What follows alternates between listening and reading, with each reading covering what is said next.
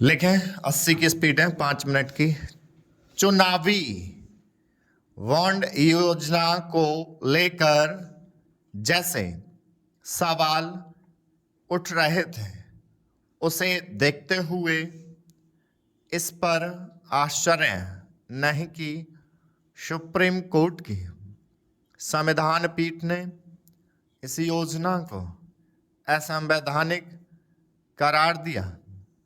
इसी के साथ उसने स्टेट बैंक को चुनावी बॉन्ड संबंधी जानकारी चुनाव आयोग के साथ साझा करने का निर्देश दिया। इससे यह पता चलेगा कि किन व्यक्तियों और कारोबारी समूहों ने किस दल को चुनावी बॉन्ड के जरिए कितना चंदा दिया। अभी तक राजनीतिक दल यह जानकारी नहीं देते थे क्योंकि संबंधित कानून में इसका प्राविधान ही नहीं रखा गया था। जब यह कानून लाया गया था तो यह वादा किया गया था कि समय के साथ चुनावी बॉन्ड की प्रक्रिया को और पारदर्शी बनाया जाएगा, लेकिन पिछले 6 वर्षों में ऐसा कुछ नहीं किया गया। चुनावी बॉन्ड योजना इसलिए लाई गई थी क्योंकि इसके पहले राजनीतिक दलों को दिए जाने वाले चंदे की प्रक्रिया अपारदर्शी तो थी ही, उसमें नकदी का भी जमकर इस्तेमाल होता था। ऐसा इसलिए होता था क्योंकि राजनीतिक दलों को यह बताना आवश्यक नहीं था कि उन्हें 20,000 रुपये से कम राशि का नकद चंदा किससे मिला। इसके चलते कुछ दल यह दावा करते थे कि उन्हें अधिकांश चंदा 20-20 हजार रुपये से कम राशि के जरिए ही मिला।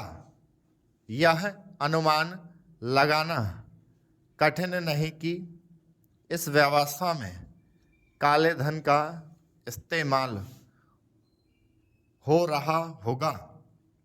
यह अच्छा नहीं होगा कि चुनावी चंदे की पुरानी प्रक्रिया से जुड़ी खामियों को दूर करने के नाम पर चुनावी बॉन्ड की जो योजना लाई गई वह ना तो विसंगतियों से मुक्त हो सकी और ना ही पारदर्शी बन सकी।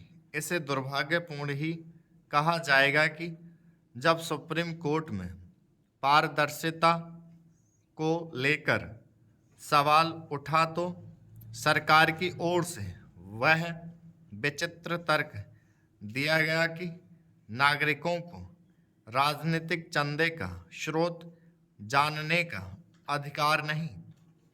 आखिर इस जरूरी जानकारी को सूचना अधिकार कानून से बाहर रखने का क्या औचित्य है। सुप्रीम कोर्ट के फैसले के बाद यह कहना कठिन है कि चुनावी चंदे की कोई पारदर्शी व्यवस्था बन पाएगी या नहीं, लेकिन यह समय की मांग है कि जनता को यह पता चले कि राजनीतिक दलों को कौन कितना चंदा दे रहा है।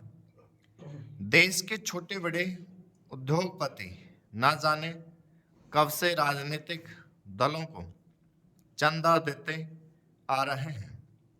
यह मानने का कोई कारण नहीं कि वे गोपनीय तरीके से ही चुनावी चंदा देना पसंद करते हैं। भारतीय लोकतंत्र के भले के लिए चुनावी चंदे की प्रक्रिया को साफ सुथरा बनाना है। स्टॉप